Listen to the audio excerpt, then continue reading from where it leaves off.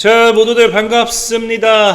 강태공입니다. 자, 금일은 이제는 본격적으로 이제 이재명 대통령의 공약이었던 이 민생지원금을 이제 본격적으로 이제 다시 뿌리기 위한 이런 정책들이 나오고 있죠. 그래서 뭐 최대는 뭐 50만 원까지도 뿌릴 거다, 뭐 이런 이야기가 나오는데, 그러다 보니까 사실 우리는 늘 그래요. 이 정부가 어떤 정책을 하느냐에 따라서 분명히 올라가는 주식들이 존재합니다. 그래서 어떤 주식이 여기서 또 반사익을 받을 수 있을지 제가 또 방송을 통해서 진행해 보려고 하니까, 자, 방송 전 늘 말씀드리는 여러분들의 좋아요, 구독하기, 댓글까지는 너무나 많은 힘이 된다 말씀드리면서 오늘의 방송을 시작해 보도록 하겠습니다. 자, 일단은 오늘 증시 상황을 좀 먼저 보도록 할게요.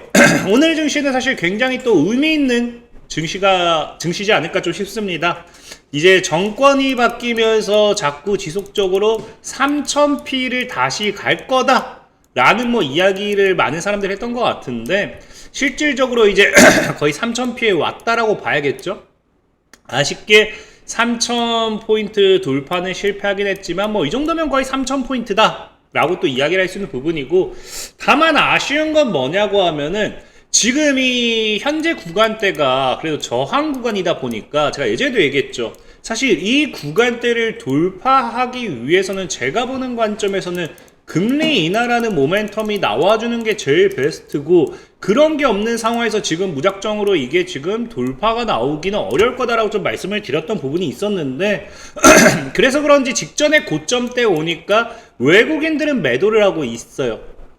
그러니까 현재 이 그 3000P까지 매수 주체는 사실상 개인이다. 현재 최근에 증시를 끌어올리는 거는 개인의 수급이다라고 보시는 게 좋고, 자, 그러면 왜 이렇게까지 개인들이 살까를 놓고 본다라고 하면은, 이 부분은 오늘 아까 얘기했던 이제 민생지원금이랑 또 이제 우리가 또 연계가 되겠죠. 실질적으로 최근에 이제 하느니 발표한 게 뭐다? 이제 그 최근에 이제 정부가 2차 추경까지 이제 진행이 되면서 이르면 17일에 당정 협의를 거친 뒤에 이걸 어떤 식으로 이제 민생지원금을 어떻게 지급을 할지 최종안을 확정하겠다라고 했죠. 그러니까 오늘이 17일이다 보니까 이런 이 최대 50만 원까지 주는 이런 방안에 대해서 굉장히 뭐가 된다. 어쨌든 정부가 돈을 뿌리잖아요. 뿌리니까 여기에 대한 무슨 기대가 생겨요. 그러니까 계속해서 정부가 돈을 뿌리는 이유가 뭐다? 결국에 시장에서는 돈이 돌고 돌아야지 경제가 살아난다. 그래서 돈을 뿌리는 거 아니에요.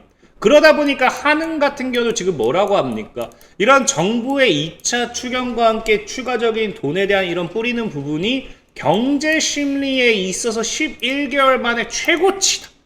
그러니까 굉장히 경제가 살아날 것이다라는 기대가 굉장히 강하다라는 거겠죠. 그러니까 오히려 뭐가 돼요? 경제가 살아난다는 건 증시의 화랑기가 또다시 다가온다는 거고, 그런 기대감으로써 외국인들은 오히려 매도 포지션을 나타내는 거고, 개인들은 뭐다? 적극적인 매수를 한다는 거겠죠. 이 추경 자체로 돈을 뿌리면서 경제가 굉장히 살아날 거다. 뭐 이런 기대감을 하고 있다라고 보시면 좋고, 다만 문제는 이제 제가 그러다 보니까 이 부분에 있어서 왜 우리가 또 관련주라는 것을 생각해 볼 수 있느냐. 너무나 당연한 게 이 25만 원을 이야기하면서 최대 50만 원까지 뿌릴 때 뭐 하겠다라고 했어요. 예전부터 이제 이재명 대통령의 공약으로 걸었던 게 지역화폐로입니다.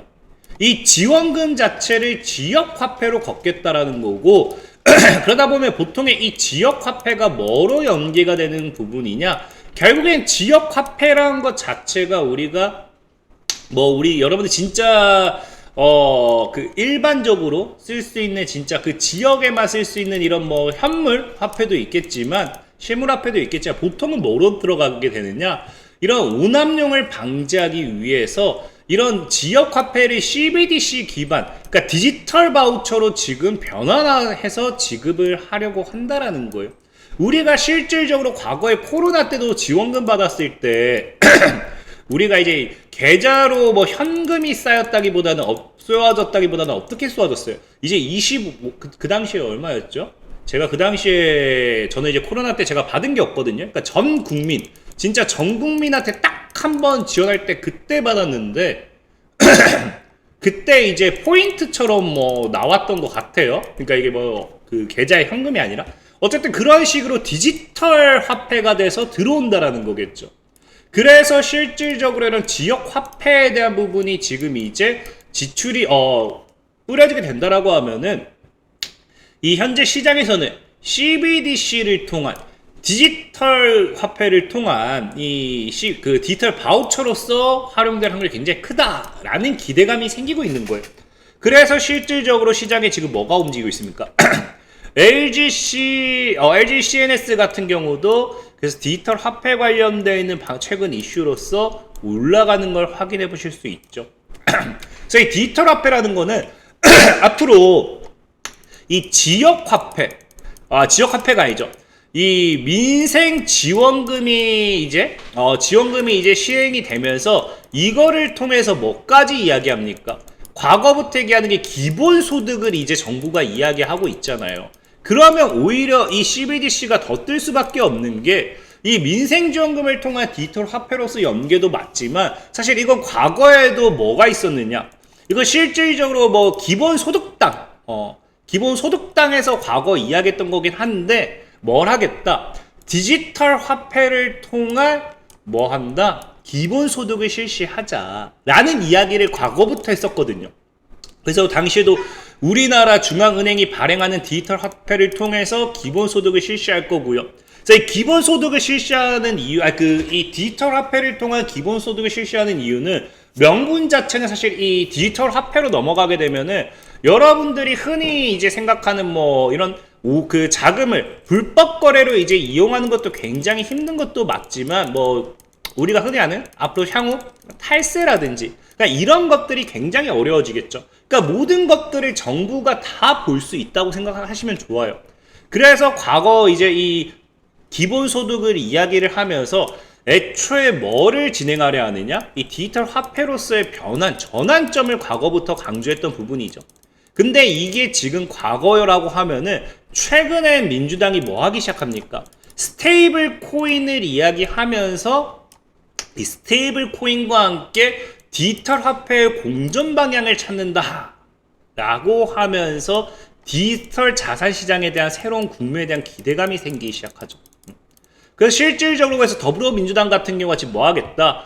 디지털 자산 기본법을 발의하면서 본격적으로 스테이블 코인과 디지털 화폐에 대한 이런 부분에 있어서 전환점에 대한 상용화라고 해야 될까? 이런 것들이 다가온다라고 보시면 좋아요. 그래서 이 디지털 화폐 같은 경우는 아까 얘기했다시피 장점도 명확하고요. 사실 단점도 명확해요. 그래서 이거는 뭐 여러분들이 생각하기에 따라 다름인데 이제 아까도 얘기했다시피 이 디지털 화폐를 통해 가지고 정부가 이제 이걸 뭐 하게 된다. 모든 사람들의 계좌를 추적 관리할 수가 있게 되는 거예요. 그러니까 여러분들이 어디에 사용하고 뭘 하고 있는지, 그러니까 뭐 불법적인으로 사용하고 있는지, 합법적으로 사용하고 있는지, 아니면 이게 뭐 또 뭐 탈세라든지 뭐 그런 것까지 다 확인을 할 수 있겠죠. 그래서 이게 그런 부분에 있어서는 긍정적이에요, 긍정적. 근데 이게 부정적인 게 뭐냐고 하면은 이런 게 이제 공산주의로 넘어가게 되면은 대표적인 게 어디예요? 중국이죠, 중국. 중국에서 지금 시행하고 있는 디지털 화폐, CBDC 같은 경우는 중국은 지금 여러분들 가보시면 아시겠지만 여행을 가보셔도 거의 화폐를 사용하지 않습니다. 실질적으로 모든 걸 디지털화 시키면서 이제 알리페이라든지 이런 걸 통한 디지털화 시키면서 이미 CBDC에 대한 이 상용화가 굉장히 가파르게 진행되는 국가라고 보시면 좋겠죠. 그래서 그런 중국 같은 공산주의로 넘어가게 되면 이게 단점이 뭐가 되느냐? 정부가 아까 뭐 하게 된다 했으니까 모든 계좌를 추적 관리까지 할 수 있다 했잖아요. 그래서 실질적으로 이런 공산주의 국가 같은 경우는 이런 사례가 있어요. 이게 뭐냐고 하면은 무릎 꿇고 있는 게 어디에 무릎 꿇고 있는 거냐? 은행이에요, 은행에. 은행에 내 돈을 돌려달라. 디지털 화폐로서의 이런 돈을 돌려달라고 이런 공산국가에서는 이런 부분도 사실은 그 단점으로 이야기가 나오고 있는 부분은 맞아요. 그래서 사실상의 뭐 CBDC 트럼프 같은 경우는요, 이 디지털 화폐에 대한 금지령에 대한 부분도 계속해서 내면서 행정명령에 서명을 했었죠. 그래서 사실 디지털 화폐에 대한 이 장점과 단점은 너무나도 명확합니다. 명확한 부분이고, 다만 이 부분에 있어서 그만큼 장점도 뚜렷하기 때문에 뭐 하기 시작한다? 전 세계에서 지금 이런 디지털 화폐에 대한 투자가 나오고 있는 거예요. 그래서 실질적으로 지금 134개국이 뭐하고 있다. 개발 및 이 연구 또는 개발에 참여하고 있고요. 이 중에 66개국은 뭐한다.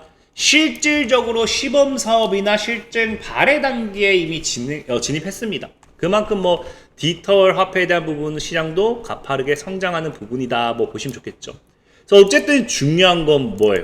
지금 제가 오늘 여기서 얘기하고 싶은 거는 디지털 화폐라는 게 결국에 장점이 있던지 단점이 있던지 이거는 중요하지 않아요. 왜?